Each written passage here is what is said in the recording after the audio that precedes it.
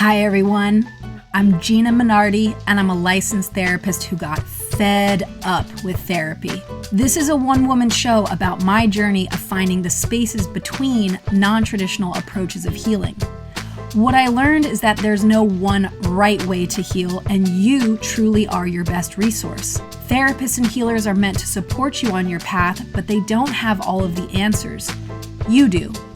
This show is about the spaces between laughter, tears, thoughts, ego, soul, messy growth, and moments of joy. It's about personal liberation, inner knowing, and the tools that get you there.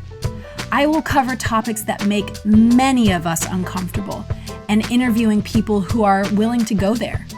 I've spent thousands of hours listening to human beings navigate their life story, from rehabs in Malibu to homeless shelters in East LA, and now my private practice. It has been some of the most profound, painful, and beautiful moments in my life. Thank you so much for joining me.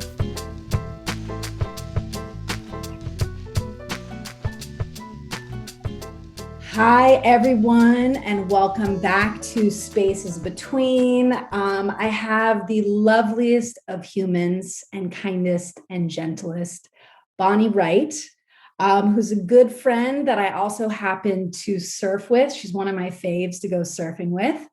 And she is a major environmental activist. She's a director, also is in the process of writing her first book. And a side note is that she played Ginny in the Harry Potter movies. So Bonnie, just how are you today? I'm good. I'm doing good. I'm pleased that we're having this conversation. Obviously, as you said, so much happens in the water or on land. It's nice to, have this formal dialogue. Yeah. Well, thank you for joining me. Big time. So I ask every guest that comes on the show, and I told myself I was going to stop, but I feel like it's a good question to have. So 2020 was a huge year for all of us, individually and collectively. I would say in the realm of my clients, people were doing the deepest kind of self-work and really a lot of deep internal work in 2020. But there was a huge collective shifts, as you and I saw living in Los Angeles. So it's a two-part question. What was 2020 for you on an individual and collective level? And then also, what do you see bringing into 2021? Mm-hmm.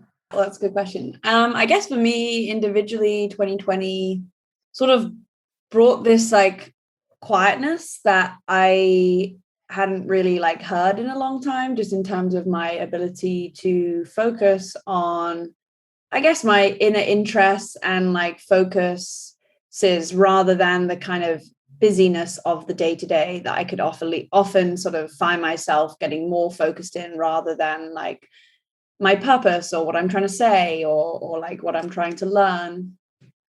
And suddenly that silence of not needing to be anywhere, go anywhere, like moving, enabled me, I think, to focus on projects such as kind of the proposal stage of the book that now I'm writing, that I probably never would have done or maybe I would have done, but maybe not with the same sort of focus or at the same pace.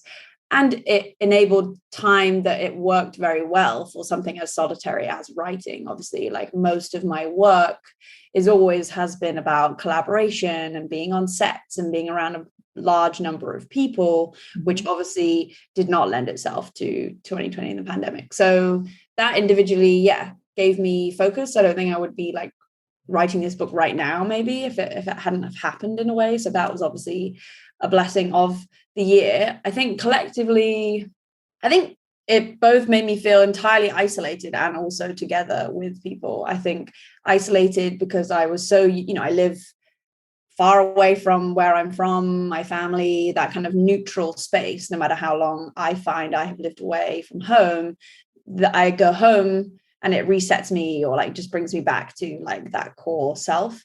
And I was so used to going home like 2-3 times a year, and then not having that, you have to sort of basically realize how much you maybe relied on that going home to like feel at home in yourself. So like not being connected to that outside kind of home space made me cultivate a bit more just on my own, I guess. And then I think collectively, just that interconnectedness of the pandemic and what that means in terms of, I think it's like, it was such a metaphor, I think, for so many other issues, like in this idea of, I feel for so long, and we are still in that space probably, but feeling quite disempowered by our individual action. I think just realizing your individual action of staying at home, or kind of, washing your hands, wearing a mask, or however that may be for you, for just beyond yourself, you're doing that for the other, and you realize the interconnectedness of all that. Like, nothing is in isolation, everything is connected. And I think it's like the same attitude we need to have to so many other issues. So I do hope as a collective that 2020 made us realize, like, oh, like individual action makes a big impact. And that's really a lot what my book is about too, but under the lens of like the environment. Yeah. I just want to piggyback off something you said before, and I want to talk to you about your book. I sort of obnoxiously kept saying to friends and people around me that this was really the year. I hope that collectively we start shifting from the me to the we, and how really every action and every behavior and even every thought and kind of energy that we put out impacts one another. And we saw that. So, I mean, at least living in Los Angeles in that time was so intense, to have the wildfires going on, to have the Black Lives Matter protests, to be in isolation, to witness kind of all of the ways that we deeply impact and have traumatized one another and traumatized the earth, really. I mean, at least for me, there was that point during the wildfires where I almost felt like I was suffocating, because this sounds kind of dramatic, but because the earth was as well. And just really within that time thinking, how are we going to be better? And how, yeah.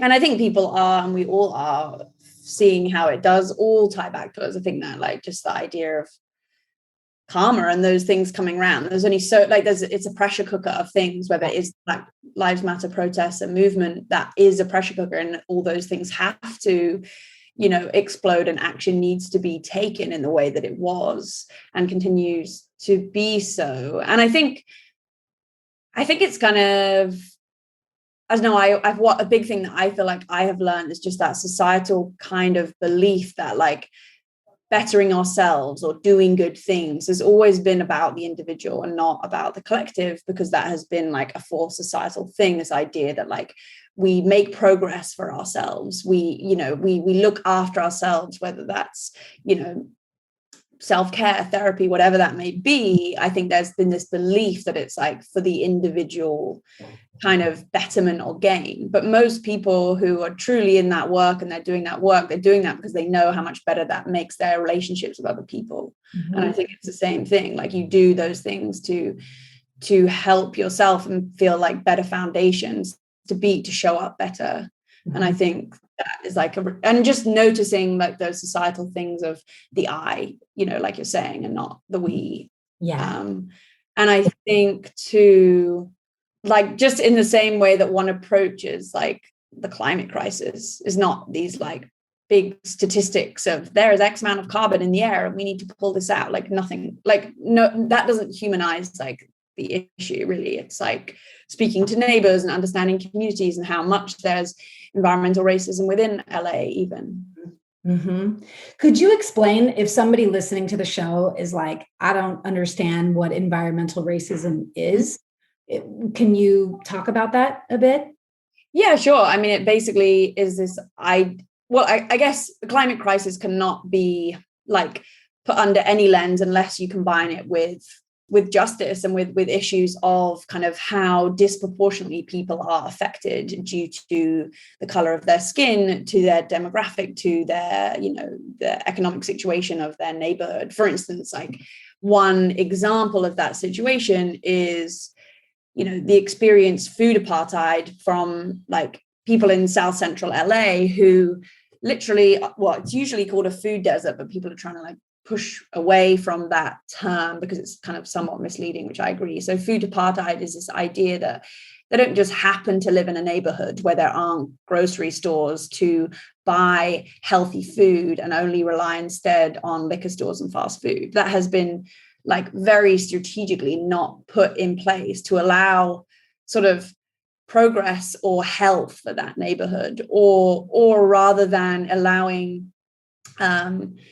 places for like good mom and pop like kind of corner stores to exist. Instead they're priced out and these fast food chains and these big kind of places come in. So this is idea that like the way people are affected by the climate isn't just a kind of accident, it's not just an accident that fracking sites here where people are drilling for oil happen to be in areas of low income and marginalized communities or BIPOC communities. Like that's strategically put there because they may have less power to say otherwise, to say no, we don't want that here. You're not going to find like a fracking site in Beverly Hills kind of thing. No, or near the Brentwood Mart, certainly not. No. Sorry, and I'm not meaning to poke at anybody in Brentwood right now, but it's just it is that like there it's never about like a lot of the time people, or like we've perpetuated this idea of like there's a scarcity, and there isn't. It's just it's being wrongly distributed with everything. It's like it's all here. It's like just being. I mean, that's also like what was shown, or people woke up to, including myself, of like the food supply chain or our supply chain during the pandemic. Suddenly there isn't food on shelves to eat, but like we maybe had never experienced not having what we wanted or something on the shelves, where for other people that is a reality. And just shows how these supply chains and systems are like set up basically. It's so interesting as you're talking, I feel this like bubbling rage come through me. And what do you, for yourself, to be so active? And because there has to be moments where, I mean, obviously the saying goes to be not just be overwhelmed, but to be proactive. But are there moments where you do feel sort of incapacitated by all that's going on? And how do you push through that?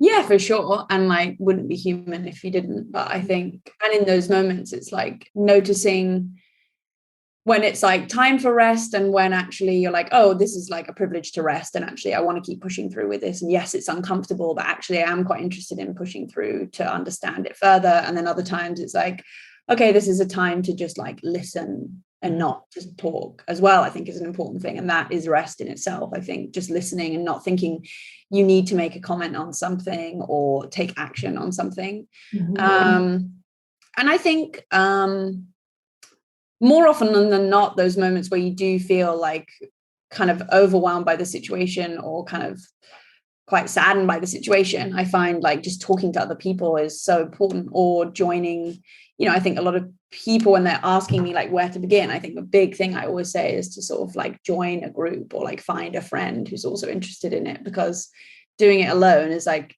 doesn't last that long. Because you like quickly get burnt out, or just get kind of overwhelmed, or feel like you're in an echo chamber of like your thoughts. So I would always say like community and just others and friends and people is definitely like who I turn to in those moments. Okay. So community being of the utmost importance. 100%. Yeah, I think so. And I think too, I feel like we are probably lucky already with the community we live in. We will find people who are like interested in similar subjects. For a lot of people, that's not necessarily true. And I think it's important, like sometimes that might not be your friend, and it could be Googling or, your town and like whatever group you may be interested in, whether that is kind of a climate kind of group, like just finding people, because it's just so interesting to learn like people's focus in the issue and what brought them into it, what's their lived experience. Yeah, absolutely. What do you think sparked your kind of trajectory into really becoming a major activist? What was it that catapulted you? I guess from like a young age, I've always been like, even like at school, like, under 10 years old, I was very much like really interested in taking part. Like I was always like, I love to just show up, just like, like that sounds fun, like I'll do that. And like obviously at school it's more, it's like you're raising money for different like days, or you're baking cakes, or like building things. I don't know, just those kind of, I loved all those things where you physically had like a tangible thing you were like holding in your hand, I think. And I think I've always kept that with me. I've always been so interested in more on like I guess feeling more hopeful when you can like hold some tangible kind of things. And I feel like community can be that too. Like, I think obviously so much happens inherently on social media because that's the age we're living in. But I think like I don't always find the most hope there. Like I find most of it in like tangible like experiences I'm part of.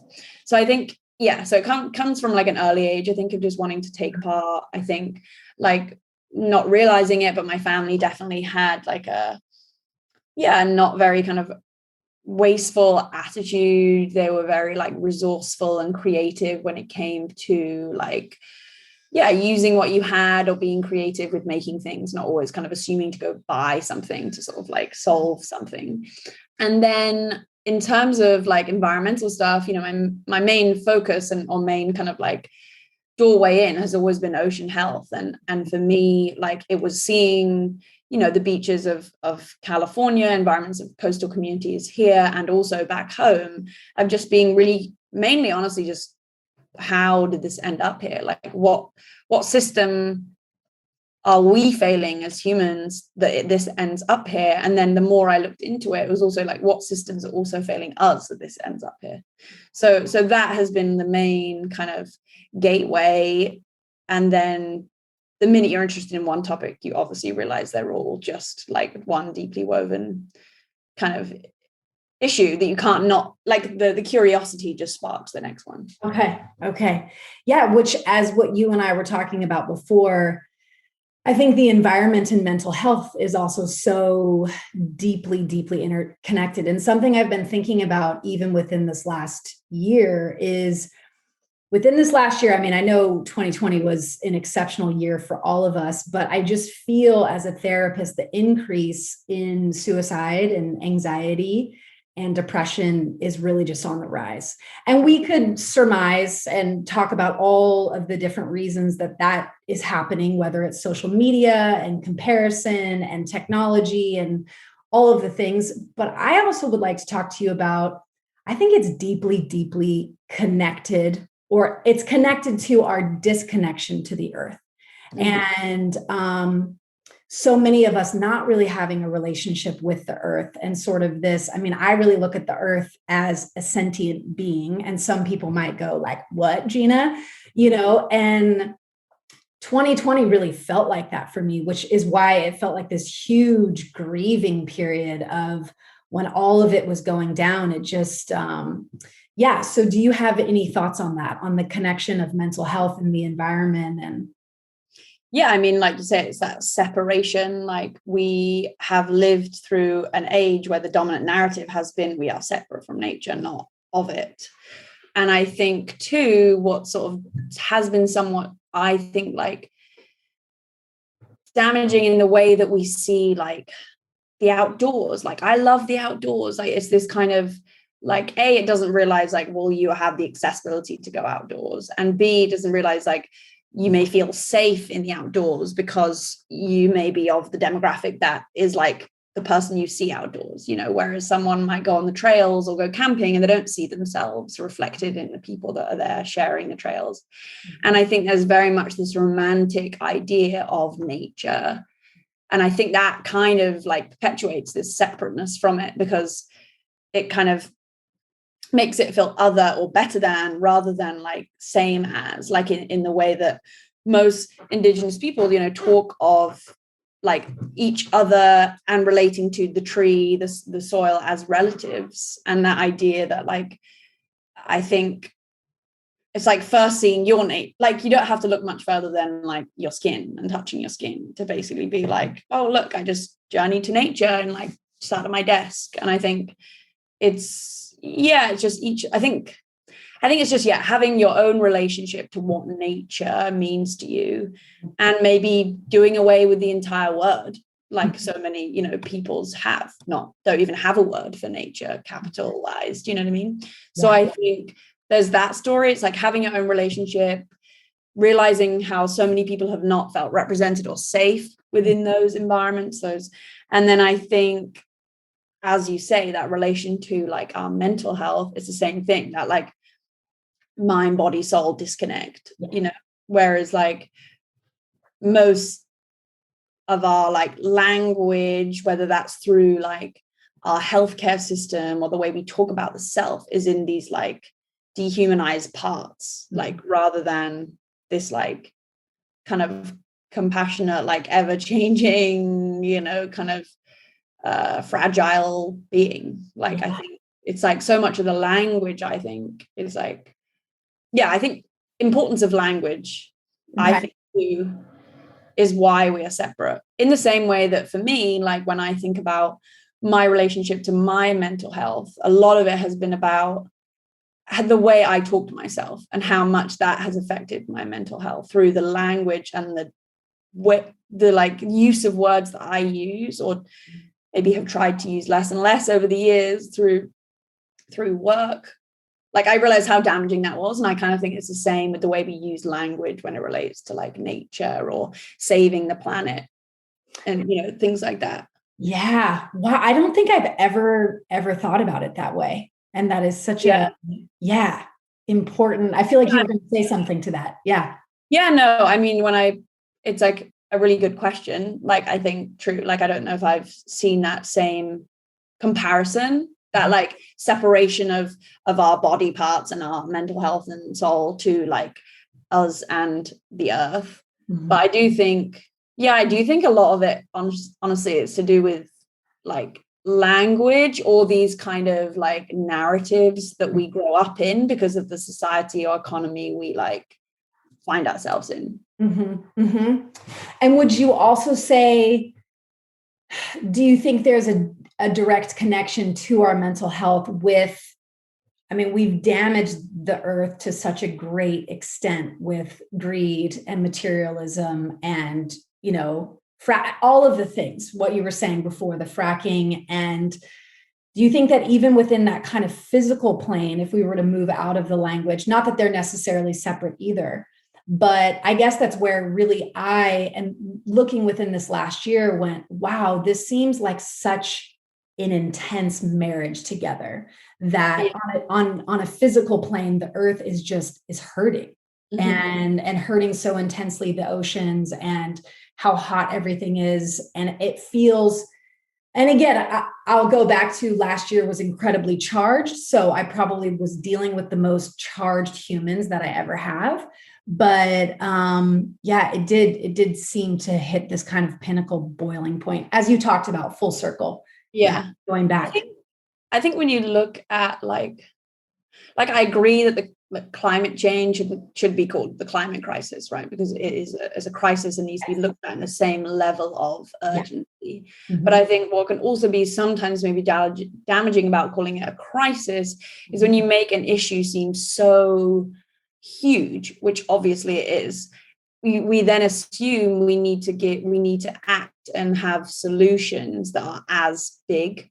But I think like no one's gonna like create some technology to like fix that, even though so much money is pumped into all those technologies. I think that just makes us even more disconnected because we're just creating more technology that actually allows all these industries to keep going. So there's like that side of some people's approach to the crisis, that kind of huge kind of scaled stuff.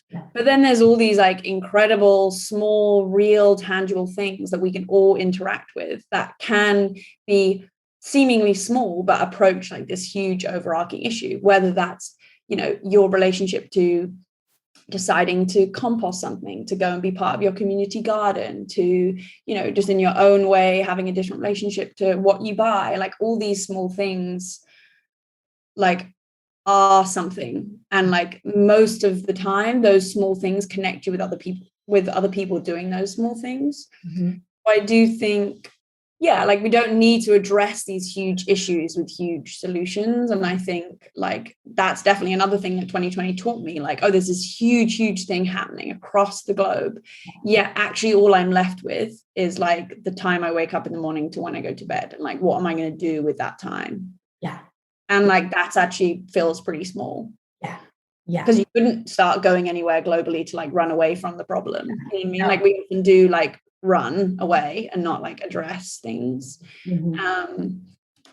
Or it's the same. I think there's like a comparison. What I was trying to say is there's a comparison to me when I'm anxious or overwhelmed, or like my feeling of overwhelmment makes me feel anxious. Mm-hmm. It's usually because I'm trying to do like 100 things at once and like address everything. And I'm like, and then I just can't do anything because I'm overwhelmed. And like, the only way to make me not feel overwhelmed is to find a small thing, or like write the things I'm feeling overwhelmed about. Like, okay, I'm just going to do one small thing and get it done. And like, instantly I'm like, and I feel like it's the same with the climate crisis. It's like, I could be completely overwhelmed and do nothing, because I'm like, nothing I ever do is ever going to make any difference, which is obviously what a lot of people, including myself, can say a lot of the time.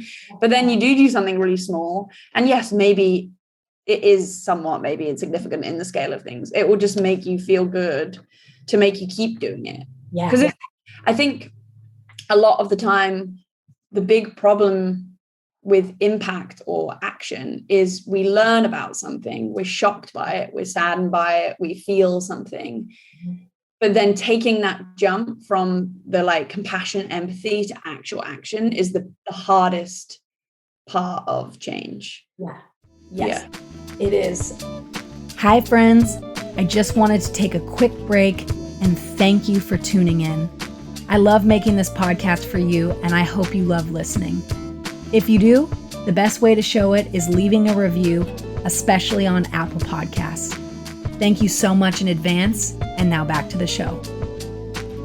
And I think to what you were saying, I gave you like a huge, I mean, you saw me, if people listening, my hands were up when Bonnie was saying, the overwhelm, right? We can get so incapacitated and sort of debilitated by the overwhelm of different things in life, whether it's even how to deal with our mental health, if we're in a state of depression or major anxiety, or how to help the environment, as you're saying. And, you beautifully brought me to a space that I wanted to ask you. For listeners who are tuning in, what do you feel are really, because I love that you brought up the shift of empathy and compassion to action. That was actually one of my biggest, not that I'm going to bring up Trump and Biden, but I'm going to right now just for a millisecond. But just, I felt like there was so much, maybe I shouldn't go into this, but just blaming and shaming and hating but really when we were looking at deeper issues of what was going on, also, I guess what I was hearing from some of my liberal friends that was kind of driving me nuts is also, you post a bunch of stuff on Instagram or you talk about this, but what are some actionable things that we can do? And now Trump, Biden, let's put that aside. That was a little bit of a digression, but for the environment, what would you say to somebody listening? Like, what are some actionable things that wouldn't be overwhelming, but also could maybe have somebody gain a bit more of a relationship with the earth and in their own way? I think, firstly, what you're talking about too is accountability, like with things. I think, like, obviously we think the only place to be accountable for anything is online. And actually, like, that's the kind of last place, that's the last place that we truly should be finding our kind of validation or accountability. But instead, again, like going back to, I really genuinely believe that like we need real in person, or like at least if it can't be in person, like communication through like somewhere we can actually have a true dialogue to actually find like your people, like I was saying, within like a group, or just finding someone to talk to, because that's where you could find true accountability, I think, just by having the dialogue with people and like having that conversation to be, if you are trying to take action around something, be like, oh, I'm a bit unsure about this. Like, I tried to do this, didn't really work out. Like, what are your thoughts? And having a dialogue of like trying to take real action. It's challenging. But in terms of what I really don't, when we all have like the lens through which we like are interested in subjects, and obviously that can change. And I think it's really important to try one thing when you're looking at the environment. You might, okay, well, I've heard that like lowering my plastic consumption is a good thing. You know, you might end on something entirely different once you start that kind of train of curiosity and like just that inquiry into seeing how like my cause and effect like are related. Mm-hmm. So I think there is no 1 or 5, you know, top things to be doing when it comes to like having a relationship with the solutions around the climate crisis. But I do think that don't be scared to try something just because you think it's going to be the wrong thing. Like I do think that, again, this idea of perfectionism and like everything that you need to do needs to be like the perfect activist or the perfect kind of environmentalist. Like that doesn't, like, we're not going to get anywhere if there's like 5 perfect environmentalists, but instead, you know, billions of imperfect ones. And I think, so yeah, I wouldn't be afraid to just like try certain things, like whether that's, you know, planting, you know, one little pot with some herbs in it, so you don't need to rely on the food system of buying your herbs, or whether that's, you know, taking reusable containers, whether that's, you know, deciding to kind of have more sustainable practices within your business, whether that's kind of looking at the way you use technology. I mean, there are just billions of different things that you can do. And like that's what's so cool about it. I think like there's so many amazing different ways you can participate that speak to so many different personalities and skill sets. And yeah, to me, there's just so much imagination in it. So I think, yeah, it's hard to know where to begin. I do think going back again to the group thing, trying that out, or if you live in a household of people, like doing it with those people. I mean, yeah, I mean, my book is all about this. So it's interesting, even amongst my book, I also interview people in the book that, I mean, the book is very much through my like voice and through what I have experienced through the way I've implemented change in my kind of quiet day-to-day life.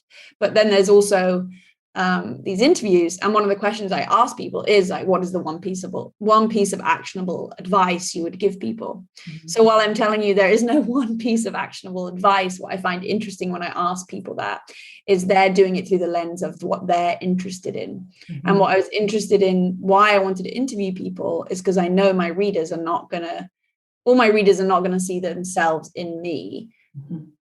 Because there's so many different identities and types. So by having all those different people, I hope that someone could read someone who's like a forager and a farmer in community spaces on Skid Row, for instance, and be like, oh, cool. Like, I'd never even thought about that. Like, I'm kind of interested in that, but I'm not a forager, but they may be now interested in it because they wrote one little question. So yeah, I just think like, there's no way to like direct people or pigeonhole people. Yes. I think that like sometimes it can be scary. Like I realize for me, it was like quite natural to be interested in things because there are other people around me that are too, you know, or like, you know, I'm interested in people who already were, but for a lot of people, this can be quite different to the status quo of where they're from or the community they're in. So it can be quite overwhelming to get into this issue.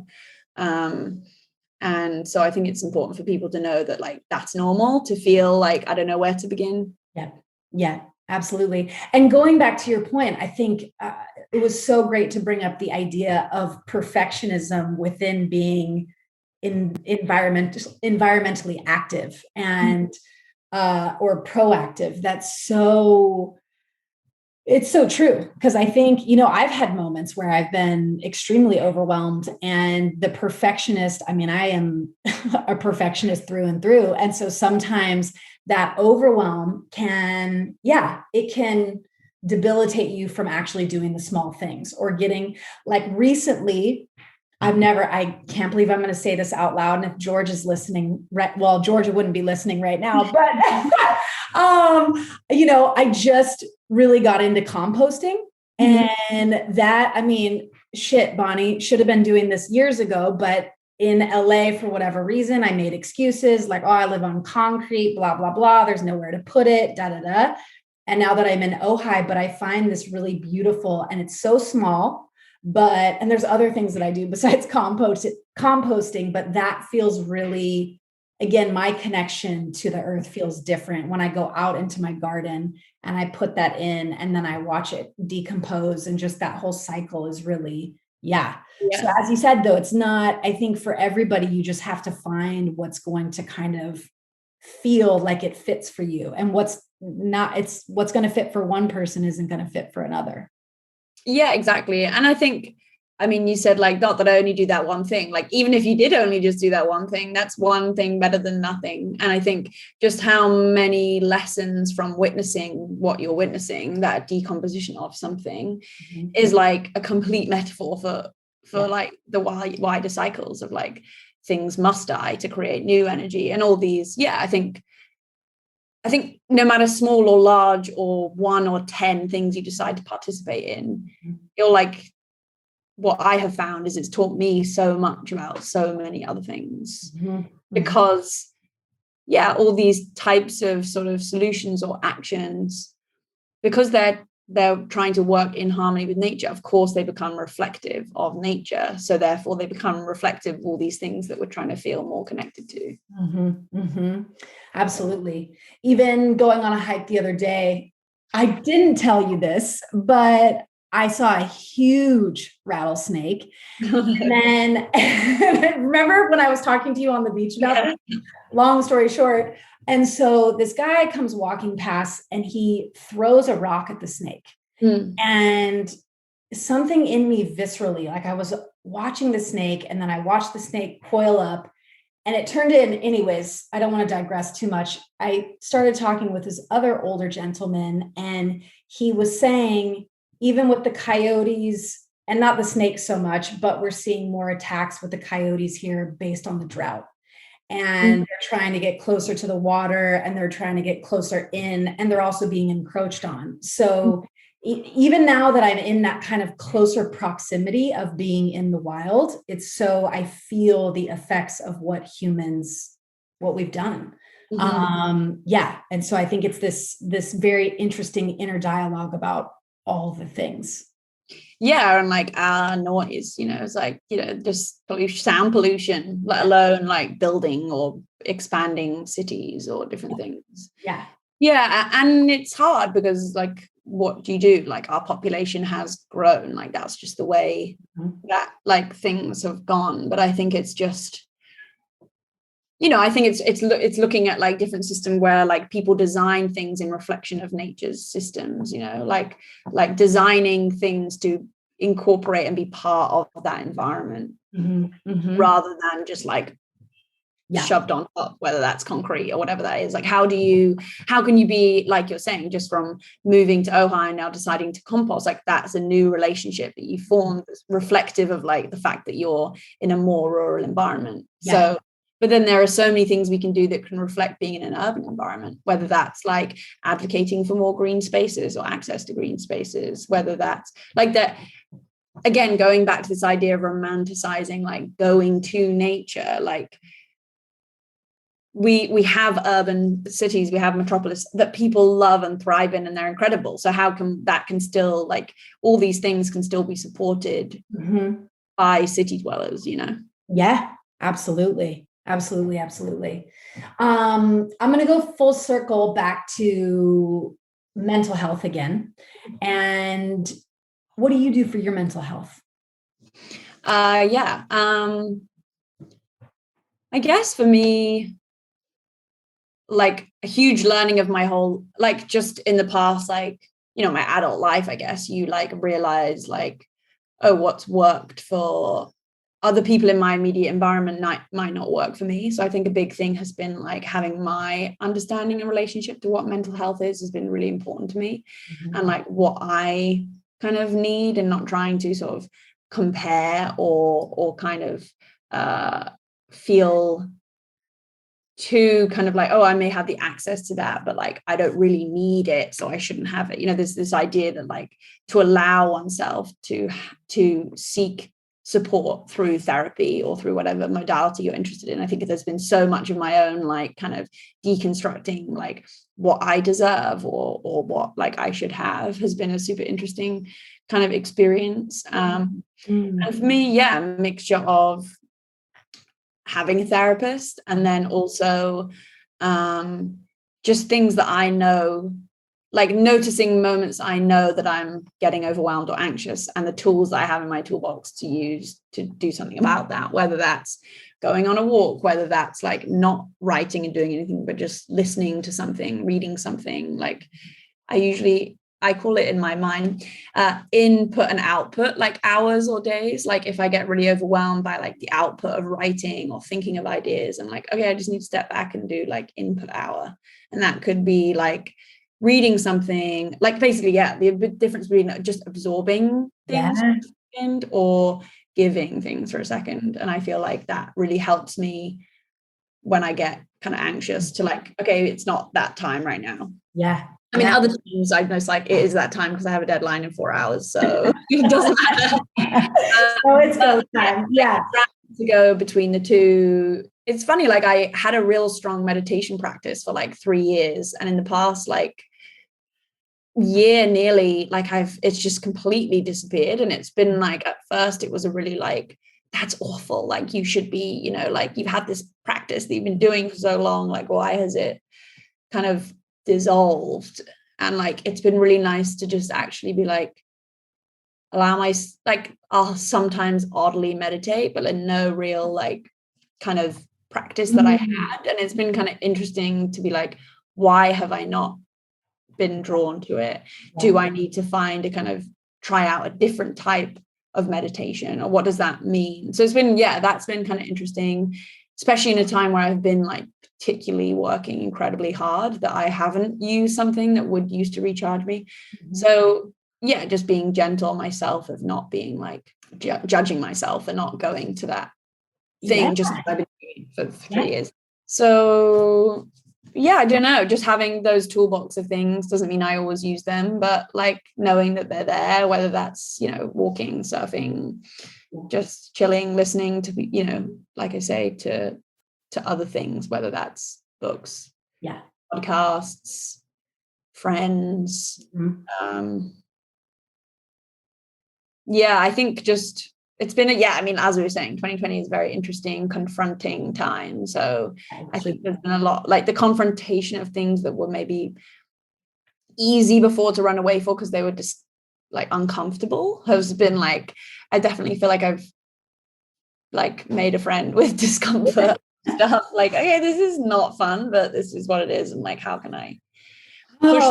And the writing process has been super interesting for that, because so much of my time of like creative projects that I've like written and directed have been like self kind of motivated, and they've been like, I've kind of given myself deadlines to complete film projects I've made, whereas this very formal, like, you know, relationship with my publishing company and the dates are like, they're it. And it's been a really great way to like practice getting over myself. And well, I want to say yay to practice getting over yourself. And then also, when you were talking, it's such a good point when you were saying, you know, not shaming yourself for not meditating. And even though that was a huge part of your life practice and part of your toolbox, but as of late, it hasn't really been the thing for you. And I think that's something, especially people who get really kind of immersed in the self-care and healing community, it can become this shaming zone of like, oh, I'm not doing this, or I am feeling really intense feelings, and just learning how to be with those, but also maybe using different tools that that, as you were saying, using the meditation before, but maybe that's not the thing for you now. It's talking with a friend or etc. And I think too, like what I think is a little bit and can be damaging about, if you, whatever one calls it, wellness kind of community of things, is this kind of like, you know, there is no one size fits all. There is no one supplement that everyone should be taking and will solve everyone's health, because otherwise we'd all be solved and happy and healthy by now if that was the case. You know, there is no like thing that's ever going to be that one thing for everything or for everyone, or even for you all the time, every day of the year, for your whole lifetime. Like there are things that, you know, we could do or eat or take or enjoy one year, and like we actually hate it a couple of years later, and then 2 years later we love it again. Yeah. And I think that's the same with like for me with this experience of not meditating. It's like, oh, I know it's going to come back. It's just like cool that it's not, and like allowing myself to just like wait for it to show up or something new to show up. Yeah. That's how I felt about therapy actually for myself over the last, I think, year and a half, about maybe even 2 years. Therapy has not really been part of my toolbox, where it was part of my toolbox for about 8 years. Mm-hmm. And being able to acknowledge and just go, this is what feels good for me now. So more meditation or more surfing or whatever that may be. Yeah. Yeah. It's nice when you're like, oh, there are other things that can bring the same. Yeah. Like waves. Yeah. Like waves. Yes. Well, I want to be mindful of your time because I know you just got back from a trip. Yeah. And but is there anything else that you wanted? We really talked about, did you want to say anything else about the book? I feel like we covered some great points in it. Yeah, no, I feel like, I mean, the book is, like we were saying, like the book I've been writing I wrote it because of these moments of being like, what now? How, these feelings of overwhelmment, like that's what led me to write the book, because I knew that's not just me feeling that. So I wanted to create a book that not only was just a book, but also like a place to like cultivate a community and show that like we all hit these like dead ends and crossroads, but we can kind of keep going through these little individual actions I was saying. And the whole idea of the book is kind of slightly this intersection of like the way we talk to ourselves and our mental health and the climate crisis. Because to me, the approach and the language is really important, how I wrote this book, that would not make people feel isolated, or to make it accessible. Mm-hmm. Okay. Amazing. And when is this going to be coming out for everybody so they can? It comes out in April next year, 2022. But like, I guess it goes on like pre-sale in November or something this year. Yeah. So exciting, Bonnie. I'm like, a month or so away from finishing it. Oh, it's so cool. Very, very, very cool. So, well, as we wrap up, I have these rapid fire questions that I give every client. Some of the questions throw some people off and they're like, whoa, Gina, intense. But I always ask everybody just to really shoot from your gut and kind of the first thing that comes to you. But the first one is a fun one for me, and there's no right or wrong with this, but would you say you're more of a Beyonce or Rihanna woman? Not that we're pitting against either one of them. I was like, damn, I wish I was any of them. Maybe neither. Probably a Beyonce. Okay. I'm not as like, I wish I was as punk as Rihanna, but I don't know if I am. Okay. Somewhere in between. Yeah. And why do you think that humans are here on this planet? I think we're here because, as much as we think that the earth doesn't need us and we're like a parasite, I don't believe that. I think we are like a keystone species on this planet, and it's actually a garden that needs tending to, and we're really good gardeners when we put like our mind to it. Oof. Beautiful. Okay. So why do you think, if you believe you have a soul, I don't know if you and I have ever talked about that, but why do you think you're here? Why is Bonnie here on this planet? Why am I here?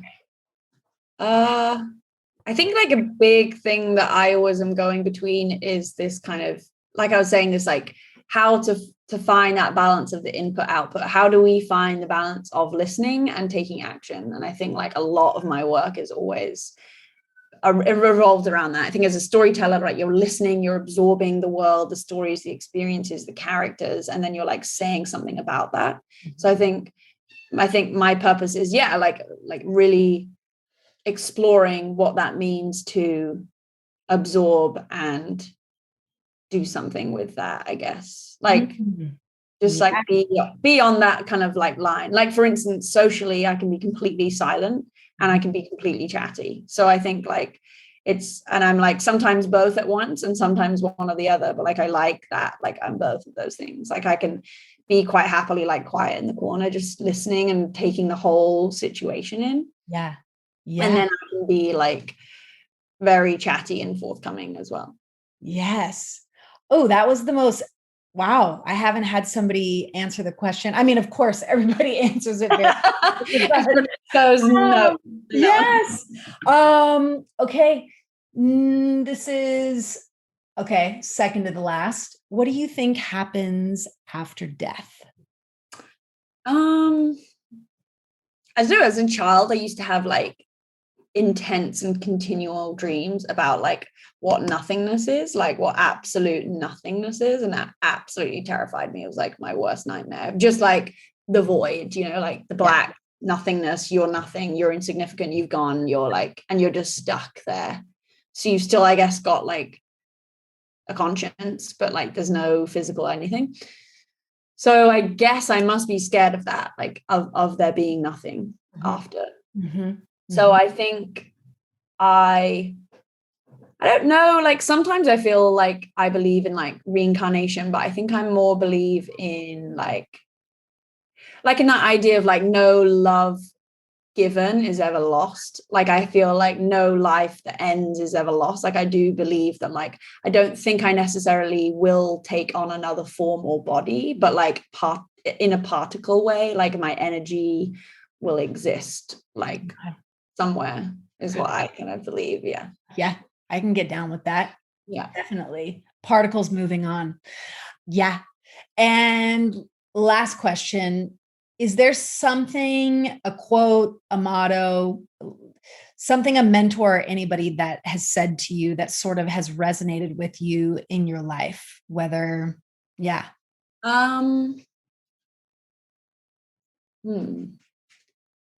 don't know if it was a mentor, but one thing that I have written on the Post-it that's like right under my eyes on my computer is there's no wrong way to do the right thing. And I think I for so long have assumed there's a like, oh, that was a wrong thing I did or a right thing I did. That was a good thing or a bad thing. And I think it's limited me from doing things, or it's just like killed the joy out of doing things because I'm constantly needing to like compartmentalize like good and bad, right or wrong. Yeah.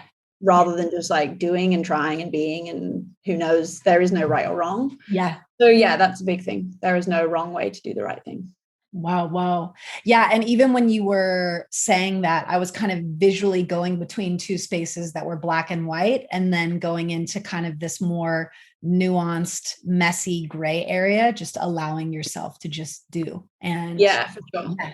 And the gray area of that, like, and how, and I guess it's freedom. That like gives you freedom. So much freedom. Yeah. Incredibly so. Bonnie, you're a gem. Thank you. And would you like to tell people where they can find you to find your book and sure. Your offering? So everything that I share about anything is probably on my social media, which I tend to just use Instagram, and this is Be Right. And I guess I already talk about and share kind of things that are of the similar ilk of my book, but not in the same way, hopefully, that I've condensed in this book. So I look forward to offering it to the world. Thank you, Bonnie. Thank you for coming on the show. Yes. See you in the water. And I know it's time. Yes, it's time. Hi, friends. If you have been enjoying Spaces Between, please take a moment to subscribe, and leaving a review is the cherry on top. Thank you so much, and I look forward to connecting with you next week.